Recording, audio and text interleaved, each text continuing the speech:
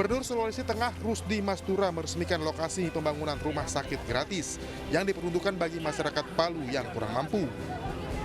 Rumah sakit gratis ini akan dibangun di atas lahan bekas RSUD Undata Palu dengan luas 2,7 hektar yang berlokasi di Jalan Suharso, Kota Palu.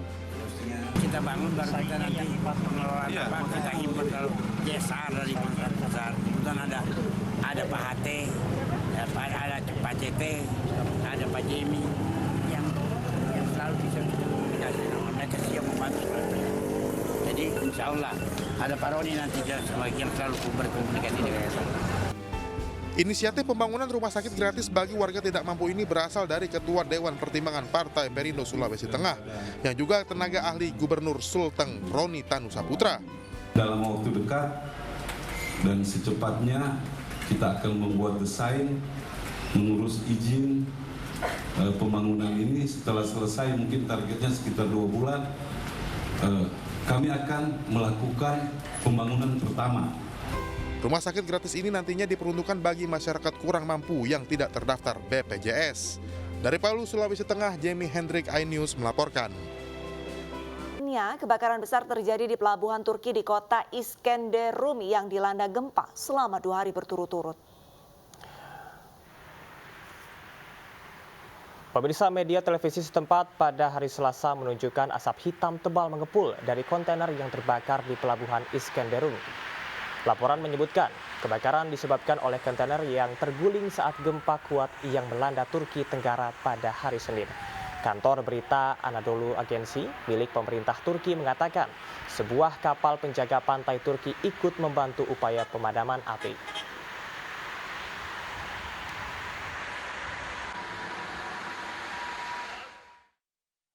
Sementara itu, pemirsa, seorang bocah laki-laki ditemukan dari bawah bangunan yang runtuh di kota Jinderis, Suriah.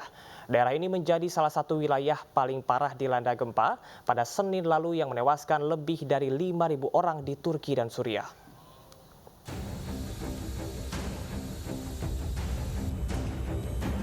Tim pencari serta bantuan darurat dari seluruh dunia mengalir ke Turki dan Suriah pada hari Selasa. Tim penyelamat bekerja dalam suhu beku, menggali puing-puing bangunan runtuh, terkadang dengan tangan kosong. Tim penyelamat pada hari Selasa berhasil mengevakuasi seorang bocah laki-laki dari bawah reruntuhan bangunan. Gempa hari Senin telah memotong peta kehancuran yang membentang ratusan kilometer, melintasi tenggara Turki serta barat laut dan utara Suriah, negara tetangga Turki. Yang tidak kalah memilukan, ribuan bangunan ambruk di kawasan yang dihuni 4 juta pengungsi akibat perang saudara selama 12 tahun di Suriah. Keadaan diperparah dengan gempa susulan puluhan kali di bawah suhu -0 derajat Celcius. Pemirsa, Presiden Turki Recep Tayyip Erdogan telah mengumumkan keadaan darurat selama 3 bulan di 10 provinsi yang terkena dampak gempa. Pemerintah Turki juga akan memfasilitasi pengelolaan tanggap darurat.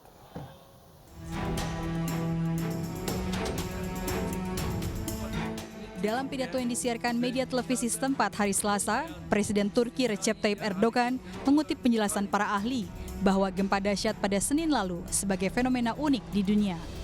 Pemimpin Turki berterima kasih kepada Qatar karena telah menawarkan 10.000 rumah kontainer bagi warga korban gempa yang kehilangan tempat tinggal. Uzmanlar bu iki depremi birbirinden bağımsız ama birbirini tetikleyen ve dünyada örneği olmayan istisnai yer hareketleri olarak tarif ediyor. Her iki depremde yeryüzünde 7 kilometre gibi yıkımın şiddetini katlayarak artıran bir yakınlıkta yaşanmıştır.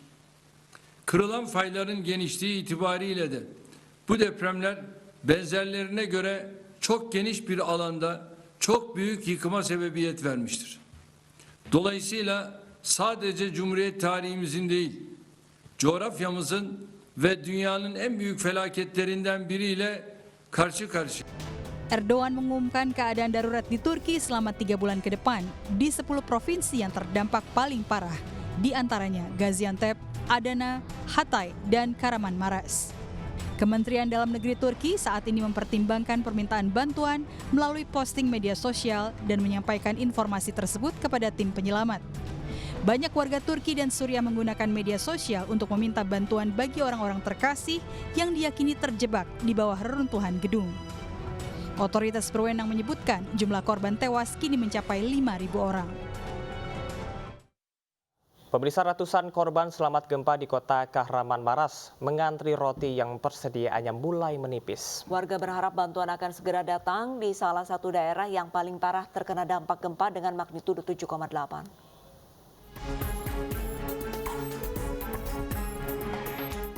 Puluhan warga korban gempa tengah menunggu di luar toko roti dan restoran Mevlut Ercan di Kahramanmaras untuk membeli roti pita demi mencegah kelaparan. Sayangnya, pemilik toko roti mengaku bahwa mereka kehabisan tepung dan tidak bisa membuat roti lagi. Gerek ama bun yok. Bunu bulursak milletine perişan etmek.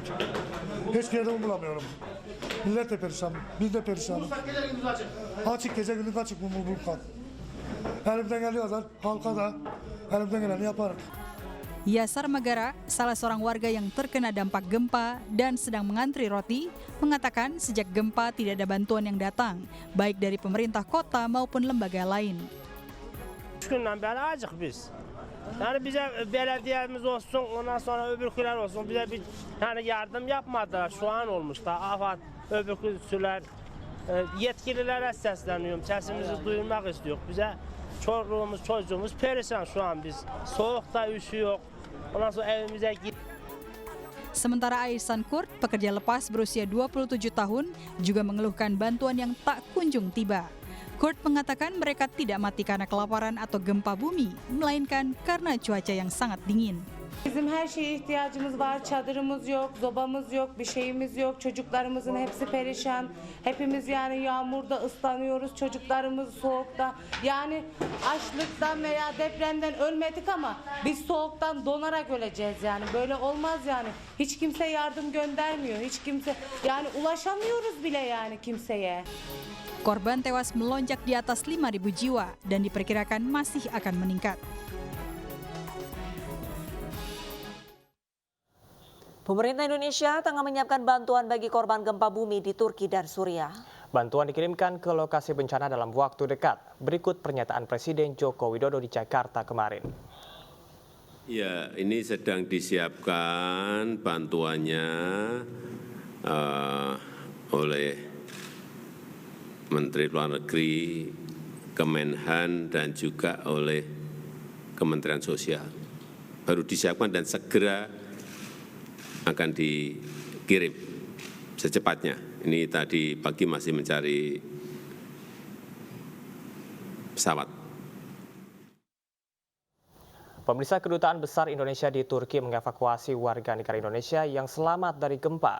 Sebelum dievakuasi, para WNI bertahan di masjid dari suhu dingin yang menggigit. Ya, ini merupakan bis dari KBRI mengirimkan sejumlah kendaraan untuk mengevakuasi WNI yang selamat dari gempa di kota Kahramanmaras, Turki. Sebelumnya 55 orang WNI termasuk mahasiswa Indonesia bertahan di masjid kampus tempat mereka belajar. Rencananya WNI selamat ini dievakuasi ke ibu kota Ankara.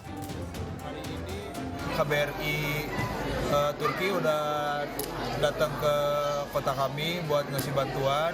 Di antaranya ada bantuan makan, minum, obat, dan juga pakaian.